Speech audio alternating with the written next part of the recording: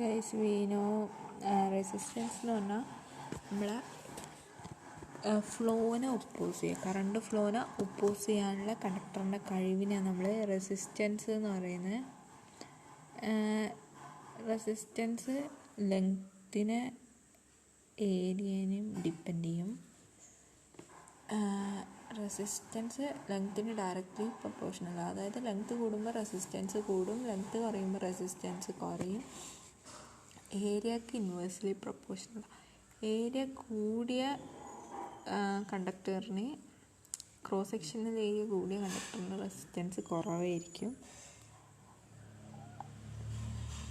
So area കൂടുമ്പം resistance കുറയും. പിന്നെ ഒരു ഫാക്ടറിനെ ഡിപ്പെൻഡ് ചെയ്യുന്നുണ്ട്. ഇത് റോ ആണ്. റോ എന്ന് പറഞ്ഞാൽ അത് മെറ്റീരിയൽ പ്രോപ്പർട്ടിയാണ്. റെസിസ്റ്റിവിറ്റി എന്ന് പറഞ്ഞാൽ മെറ്റീരിയൽ പ്രോപ്പർട്ടിയാണ് റോ. പിന്നെ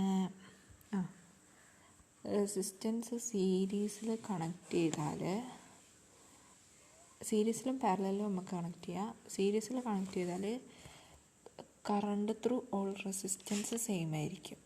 അതായത് ഒറ്റ കറണ്ടാണ് എല്ലാ റെസിസ്റ്റൻസിലൂടെയും പാസ് ചെയ്യുന്നത്. പക്ഷേ വോൾട്ടേജ് ഡ്രോപ്പ് ആയിക്കൊണ്ടിരിക്കും.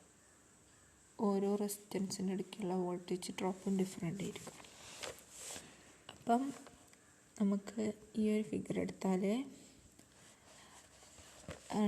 ടോട്ടൽ കറണ്ട് എന്ന് പറഞ്ഞാൽ ഓംസ് ലോ പ്രകാരം V = IR എന്നാണ്. അപ്പോൾ ടോട്ടൽ വോൾട്ടേജ് എന്ന് പറഞ്ഞാൽ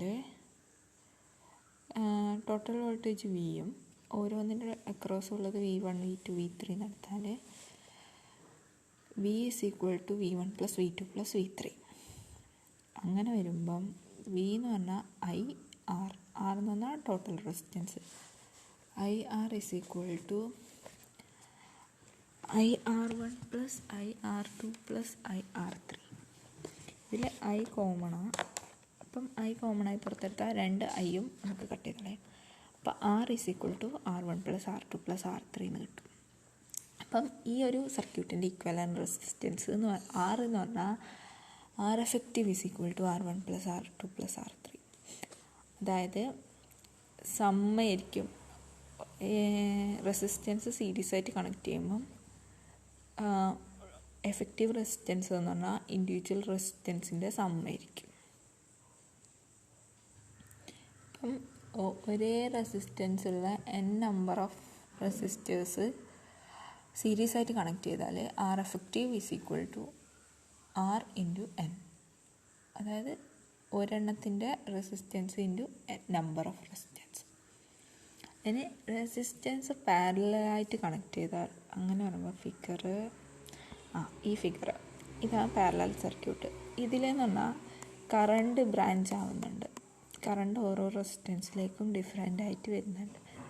പക്ഷേ voltage drop across each resistance എന്ന് പറയുന്നത് സെയിം ആയിരിക്കും. അപ്പോൾ നമ്മൾ total current I, voltage V ആണ്.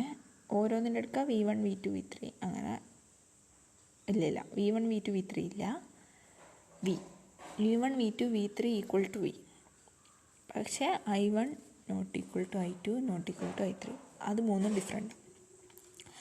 അപ്പം ഓംസ് ലോ പ്രകാരം I എന്ന് പറയുന്നത് V/R. അപ്പോൾ total current I = I1 + I2 + I3. അപ്പം V/R = V/R1 + V/R2 + V/R3. അപ്പോൾ V കോമൺ ആയിട്ട് എടുത്താൽ 1/R = 1/R1 + 1/R2 + 1/R3 അങ്ങനെ വരും. അപ്പം ഇവിടെ നമുക്ക് കിട്ടുന്നത് 1/R. അതെപ്പോഴും ഓർമ്മ വേണം, 1/R. ഇല്ലെങ്കിൽ റെസിപ്രോക്കൽ എടുക്കാൻ മറന്നു. നമുക്ക് R effective എന്ന് പറഞ്ഞിട്ട് വേണ്ടത് ഈ കിട്ടിയ ആൻസറിൻ്റെ റെസിപ്രോക്കൽ.